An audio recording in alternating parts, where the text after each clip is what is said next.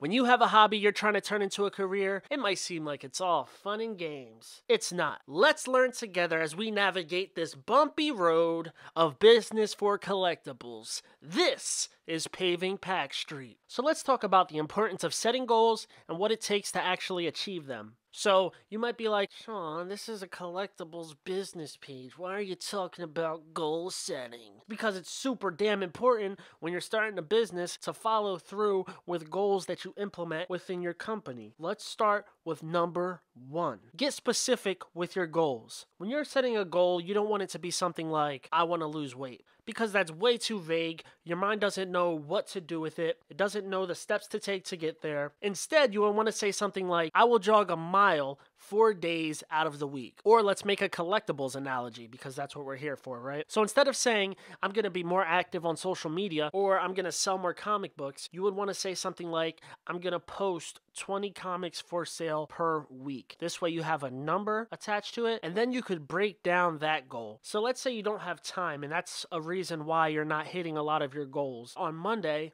all you want to do for your goal that day is to come home and pick out 20 comic books. Look through your boxes, pick out 20 comic books, and that's all you do that day. Tuesday, your goal for that day would be to look up the prices for those 20 comic books. And that's it. That's all you have to do that day. You have Monday down, you have Tuesday down, you got these comics out, they're priced. Wednesday, take nice pictures of these comic books. The next day, all you're doing is posting them for sale and spreading the word on your social media. And right there, you accomplished your goal for the week. And that seems super attainable, doesn't it? You're doing one task a day to reach your weekly goal of posting 20 books. And the reason why I picked 20 books is because you don't want it to be something so easy that you could just fart it out in 5 seconds and you're not even proud of yourself that you did what you planned. But also, posting 20 books isn't so difficult that you're going to get discouraged if it gets hard. Number 2, your goal should be tied to a purpose.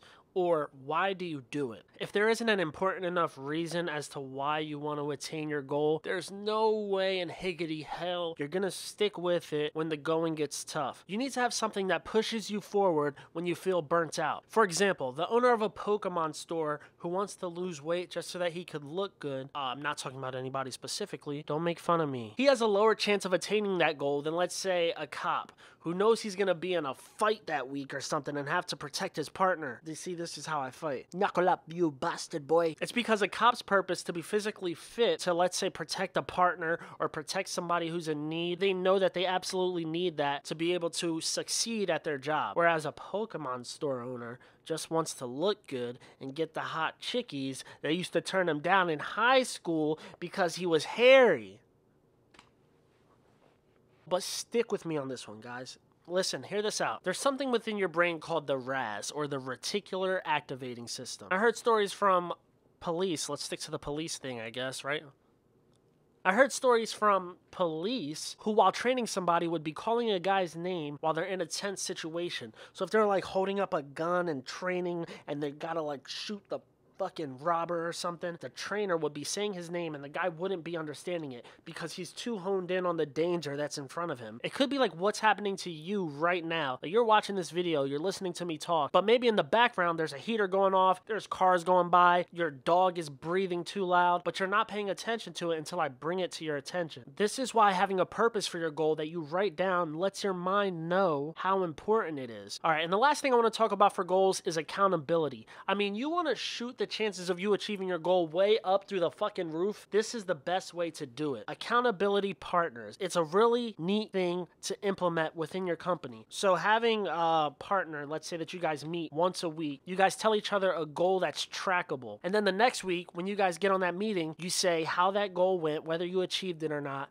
and what you want to do for the next week. And this just continues. This holds you accountable. This puts it in your mind like, I want to get this done. If you're a competitive person like me, you're going to be like, bitch, I'm going to do this the first day. And I'm going to call them and say, bitch, I'm done and I'm doing more. I'm doing more now. More now. Sorry. This raises your chances because you have a partner that you're doing it with. Ayo. This raises the chances because you're telling somebody your goal, you're putting it out there, you're speaking it, and you're not going to want to look like a slacker. And then another thing that will help you achieve your goal lastly is to follow this page. Subscribe to it. I post up videos of how I'm doing, problems we run into, or just little tip videos like this. And sometimes we goof off when we're taking a break and post those videos too. Feel free to follow. I love you all. Comment your goals below. Let's go. I'll see you on the other side, fool.